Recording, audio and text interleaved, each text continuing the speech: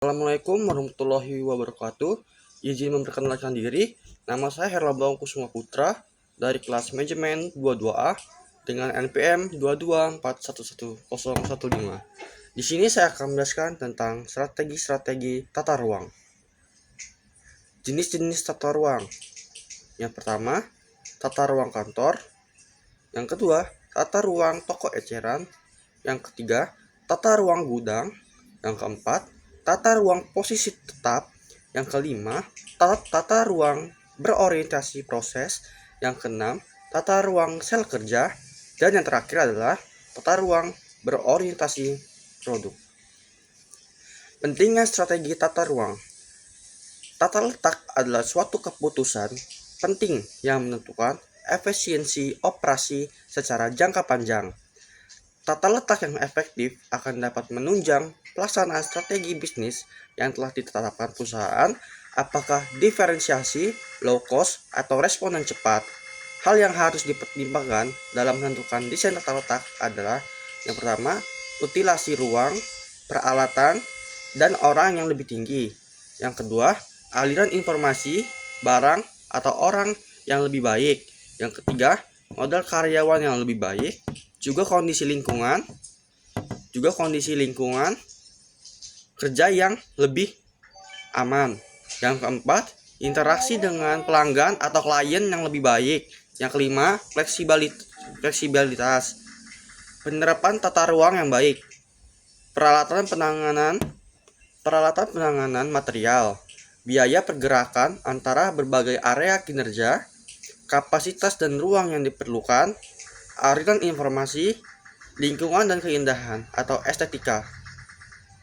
Tata ruang kantor adalah cara mengelompokkan pekerja, perlengkapan pekerja, dan ruang dengan mempertimbangkan kenyamanan, keamanan, dan pergerakan informasi. Hal yang membedakan informasi tata letak dan fungsi kantor terus berubah akibat perubahan teknologi. Walaupun begitu, analisis tata letak kantor masih memerlukan pendekatan berbasis tugas.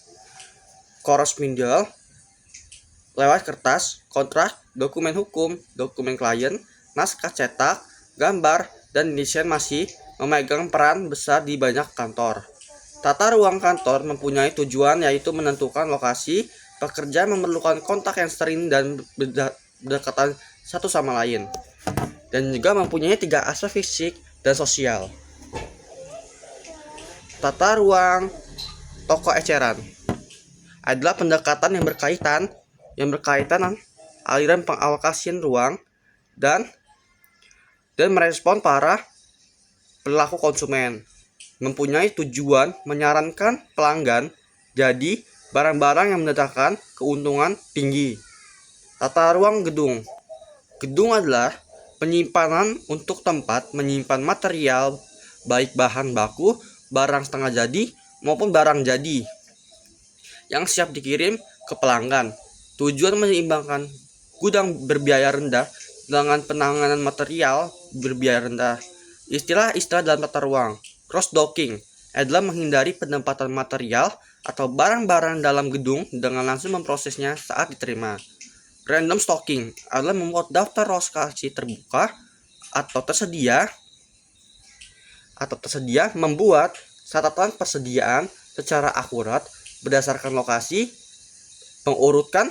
mengurutkan waktu perjalanan, mengambil pesanan, menggabungkan pesanan untuk mengurangi waktu penjemputan, menugaskan barang atas kumpulan barang tertentu. Gudang mempunyai keunggulan, yaitu menyediakan label dan packing yang disediakan untuk pedagang eceran, sehingga barang langsung bisa didisplay. Tata ruang posisi tetap adalah posisi yang berada di satu tempat, sementara para pekerja dan peralatan datang ke tempat tersebut. Tujuan disusun tata ruang posisi tetap adalah memindahkan material tempat penyimpanan terbatas di seputar situs. Contohnya adalah proyek pembuatan kapal, jalan layang, jembatan, rumah dan meja operasi di ruang operasi, rumah sakit. Tata ruang berorientasi proses. Tata ruang berorientasi proses oriented layout dapat menangani beragam barang atau jasa secara bersamaan, merupakan cara tradisional untuk mendukung sebuah strategi diferensiasi produk. Tata letak ini paling efisien di saat produk yang memiliki persyaratan berbeda atau di saat penanganan pelanggan, pasien, atau klien dengan kebutuhan yang berbeda. Tujuan menjamani berbagai aliran material bagi setiap produk.